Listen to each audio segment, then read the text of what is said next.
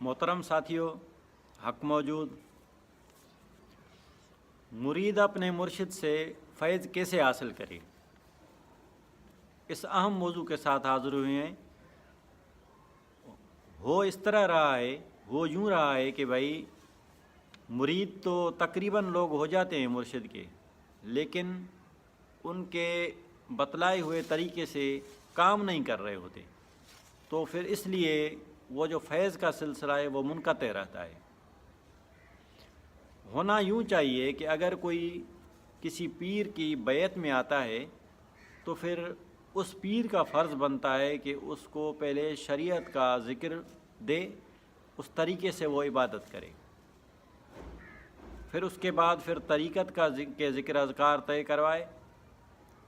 اس کے بعد پھر حقیقت کے ذکر و اذکار طے کروائے، اس کے بعد پھر معرفت کے ذکر اذکار دے۔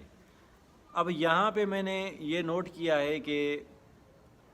اکثر یوں ہو رہا ہے کہ کوئی کسی کی بیعت میں آیا تو اس نے شروع میں ہی معرفت کا ذکر دے دیا، پھر اس کے بہت سارے نقصانات ہو رہے ہیں۔ تو اس لیے میں ان بزرگان دین سے عرض رکھوں گا کہ جب کوئی آپ کے سلسلے میں داخل ہو رہا ہے تو آپ پلیز اس کے اوپر رحم بھی کریں اور اس کو شریعت کا ذکر دیں۔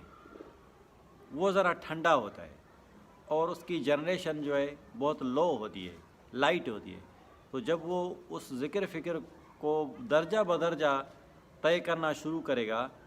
پڑھتا رہے گا، تو اس کے اندر ایک روحانی قوت سی بنتی رہے گی اور خود بخود اس کے اندر سے اس کے مراحل طے ہونا شروع ہو جائیں گے۔ وہ پھر آپ اس کی رہنمائی کرتے ہوئے چلیں تاکہ وہ پھر بندہ نقصانات سے بچ جائے۔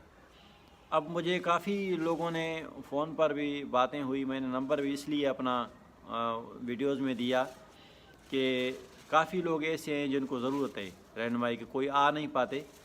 تو ان لوگوں کے لیے میں نے تھوڑا سا ٹائم نکالا ہوا ہے۔ تو طریقہ کار سے عبادت کریں، اس پیر و مرشد سے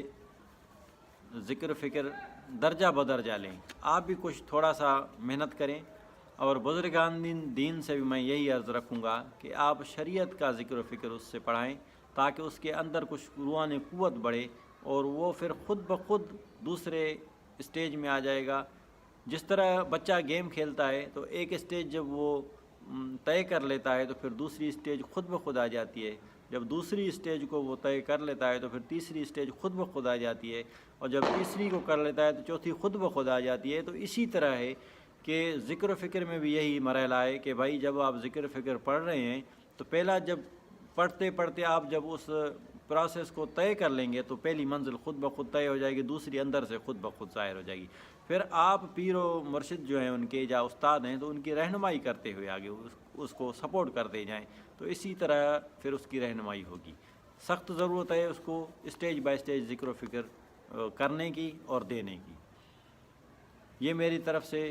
سب لوگوں کے لیے ایک تنبیہ بھی ہے۔ ایک شخص نے مجھے فون پر کہا کہ جی حضور مجھے آپ نصیحت کریں۔ میں نے کہا نصیحت یہ ہے کہ اسٹیج بائی اسٹیج ذکر فکر پڑھیں تو آپ کے اندر گمراہی پیدا نہیں ہوگی۔ اب جو شروع میں مرید ہوا اس کو معرفت کا ذکر دیا گیا تو کافی ان لوگوں کے نقصانات ہوئے۔ ایک بندہ جو 80 سال سے اوپر کا تھا، اس سے میری ملاقات ہوئی